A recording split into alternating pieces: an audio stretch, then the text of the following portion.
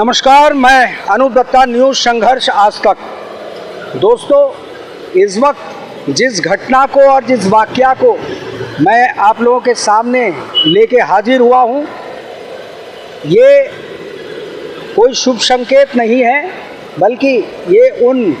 माता पिता, भाई, नाते रिश्तेदार, उन लोगों के लिए एक संदेश है और उनको सावधान और सचेत होने के लिए ये वाकया जो आपके सामने हम बताने जा रहे हैं। दोस्तों, अक्सर हम अपने परिवार के बच्चे बच्चियों को, उनके भविष्य को लेकर के हम बहुत चिंतित रहते हैं और व्यस्त रहते हैं, और साथ ही कहीं ना कहीं बच्चे के उज्जवल भविष्य के लिए और बच्चियों के उज्जवल भविष्य के लिए हम लोग और पेरेंट्स, माता पिता या परिवारजन कई प्रयास करते हैं। अच्छी कोचिंगों में भेजना, अच्छे ट्रेनिंग में भेजना, उच्च शिक्षा के लिए भेजना। इसके अलावा भाई जो हैं अपने परिवारजनों के, छोटों के फिजिकल ट्रेनिंग, यानी कि ना केवल वो शिक्षा के स्तर पे बल्कि मानसिक व शारीरिक जो है क्षमता में भी परिपूर्ण रहे, ऐसी हमारी सोच होती है। और इसलिए कभी हम उन्हें कोचिंग क्लासेस भेजते हैं, कभी ट्यूशन क्लासेस भेजते हैं, कभी कोई ट्रेनिंग क्लासेस में भेजते हैं, और ख़ासकर बच्चों के लिए, बच्चियों के लिए शारीरिक शिक्षा के लिए जिम क्लासेस में भेजते हैं। और क्या होगा कि जहाँ पे उनके मानसिक और शारीरिक क्षमता को हम बढ़ाने के लिए उनको वहाँ भेजते हैं, ताकि वो उसकी फिटनेस बच्चे की कायम रहे। और क्या होगा जब फिटनेस के वहाँ पे फिजिकली फिट व्यक्ति होने के लिए जाता है, बच्चे होने के लिए जाते हैं, और वहाँ पे परिवार के मानसिक और पारिवारिक फिटनेस खराब हो जाती है। मैं इसलिए कह रहा हूँ कि ऐसी ही एक घटना जो कुछ दिन पूर्व घटित हुई, एक पति जो अपनी पत्नी से बहुत मोह प्रेम करता था, एक भरा पूरा परिवार था, बच्चा जो कि क्लास 12 यानी कि 12वीं कक्षा उत्तीर्ण कर चुका था, पति से अनुमति पाते हैं पत्नी, और अपनी शारीरिक फिटनेस के लिए वो जिम ज्वाइन करती है। और जिम में जाने के बाद वहाँ ऐसे वाकया घटित होती है कि वहाँ के एक एम्प्लॉय, यानी कि आप कह सकते हैं कि गठीला शरीर किसी को भी आकर्षित कर सकता है, और यही एक वजह रही कि वो महिला उस उक्त व्यक्ति से आकर्षित शायद हो गई, और उसके बाद शुरू हुआ उसके पारिवारिक, जो मैंने पहले कहा कि फिटनेस बिगड़ने की बारी। और इसके बाद बात और संपर्क ज़्यादा गंभीर और आप कह सकते हैं गंभीर होती गई, और इस रिश्ते के कारण उस उक्त व्यक्ति के, जिन्होंने इस भरोसे पे अपनी पत्नी को वहाँ पे शारीरिक ट्रेनिंग के लिए यानी कि फिटनेस के लिए भेजा था, उनके घर में क्लेश और कलह आरंभ हो जाती है, और कई महीनों तक लड़ाई झगड़े लगातार चलते हैं। थाने के चक्कर काटने पड़ते हैं, वहाँ कंप्लेन दर्ज होती है, वहाँ से वीमेन सेल, पुलिस के वीमेन सेल से भी कहा जा रहा है कि उक्त परिवार के काउंसलिंग के लिए उनको फैमिली, जो सोशल वेलफेयर में फैमिली काउंसलिंग है, वहाँ पे भी भेजे जाते हैं, लेकिन सब धरी की धरी रह जाती है। और उक्त महिला ये समझने को तैयार नहीं होती है कि भरा पूरा उसका परिवार जो है वो बिखर रहा है, और बच्चा जो इस वक्त में 12वीं कक्षा के बाद कोई बड़े लेवल की शिक्षा के लिए तैयारी कर रहा है, अब उसकी भविष्य की नींव रखने जा रही थी, उस वक्त ज़रा सोचिए उस बच्चे की मानसिकता क्या होगी। क्या वो बच्चा अब वो शिक्षा ग्रहण कर पाएगा जहाँ एक और हर दिन घर में क्लेश चल रहा हो, और वो माँ की वजह से पति की मानसिक हालत क्या होगी जब पत्नी उम्र के इस दहलीज पे आकर के आज उसका साथ छोड़कर चली गई और निर्णय ये लिया कि अब वो अलग रहेगी। और कहना चाहेंगे और गौर करने वाली बात यह है कि उक्त जो जिम है उनका कहना है, उनके पक्ष का कहना है कि ये व्यक्ति का निजी मामला है, निजी मामला है, वो क्या कर रहा है नहीं कर रहा है इससे हमें कोई लेना देना नहीं है। लेकिन हम उनको बता दें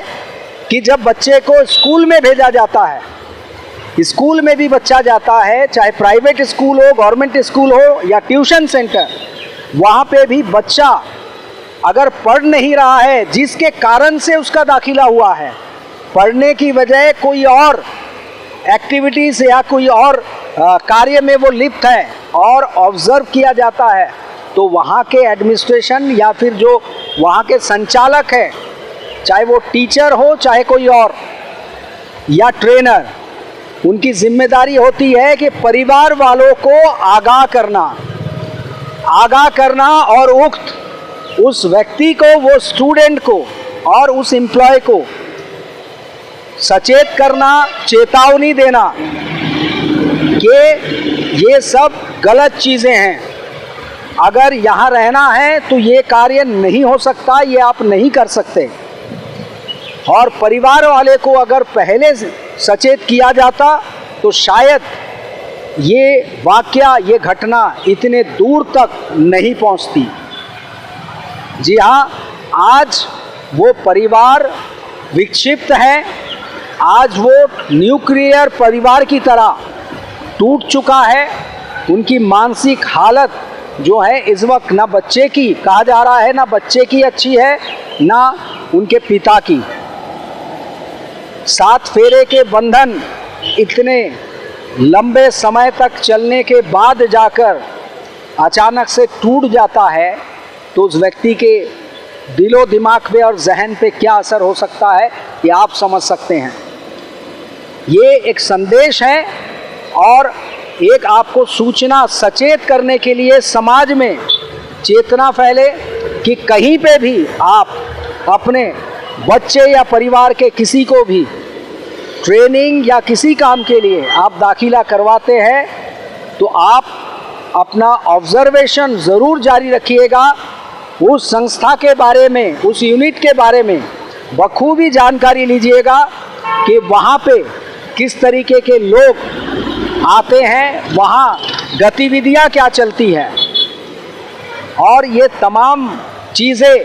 जो घटना घटित हुई है, जिसके तमाम सबूत जो हैं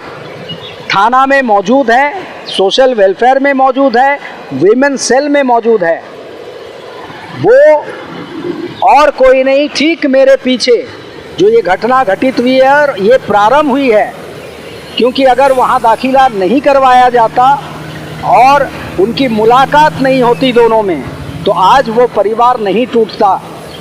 और वो ठीक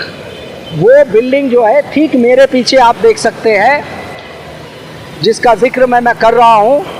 ये वही जिम है। इसी जिम से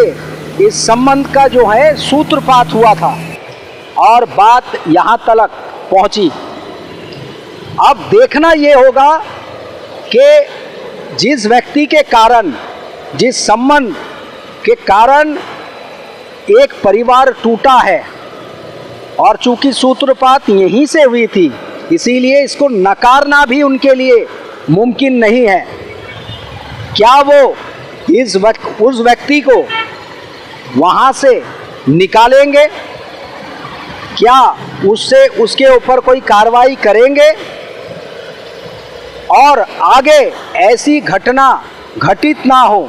जिससे कोई परिवार परिवार का भरोसा, पति का भरोसा, भाई का भरोसा, मामा का भरोसा, चाचा का भरोसा किसी बच्चे को भेज करके जो टूटता है वो जो है यहाँ बंद हो पाएगा। ऐसे आम तौर पे कई जगहों पे ऐसे गतिविधियाँ होती है, ऐसे सूत्रों के हवाले से खबर है। ये खबर जो है सूत्रों के हवाले से है और ये जानकारी जो सूत्र हमें बता रहे थे और बताया जा रहा है, हम उसको आपको बता रहे हैं। हमारी मंशा इस वक्त भी नहीं है कि हम किसी के व्यक्तिगत छवि को धूमिल करें, किसी को अपमानित करें या किसी पे उंगली उठे, लेकिन जो घटना इस वक्त में समाज में व्याप्त है, संस्थाओं में व्याप्त हैं, कई ऐसे जगहों पे व्याप्त हैं जहां आप अपने परिवार के सदस्यों को भरोसे के साथ भेजते हैं, या तो उसके उज्जवल भविष्य के लिए या तो उसके फिटनेस के लिए। क्या वहां से अगर किसी घटना का सूत्रपात होता है और इस तरीके का, जिससे एक भरा पूरा परिवार, हंसता खेलता परिवार तबाह और बर्बाद हो जाता है, मानसिक अशांति को झेलता है, क्या इसको हम शय दे सकते हैं? क्या ऐसे तमाम और अन्य जगहों पे जो जानकारियाँ मिल रही है, ऐसी गतिविधियाँ चलती है, क्या इसके आड़ में कोई और काम चल रहा है? क्या कोई और मंशा से यहाँ काम हो रहा है? क्या ये गतिविधि में लिप्त जो लोग हैं, क्या वो किसी मुहिम पे हैं? क्या कोई मुहिम चलाया जा रहा है? इन तमाम प्रश्नों के उत्तर अभी खोजने बाकी हैं। इसे हमें खोजना होगा। हम लगातार इस पे नज़र बनाए हुए हैं और जांच एजेंसियों से भी अनुरोध है कि ऐसे जो जानकारियाँ और खबरें समाज में व्याप्त हैं, अंडमान निकोबार द्वीप समूह के, गहराई से छानबीन की जाए और तथ्यों को उजागर किया जाए, ताकि आगे आने वाले वक्त में हमारा अंडमान निकोबार का समाज बचा रहे, इसकी जो खुशहाली है और इसकी खूबसूरती है वो बरकरार रहे। इसी अनुरोध के साथ और साथ में उनके जो मैनेजमेंट है इस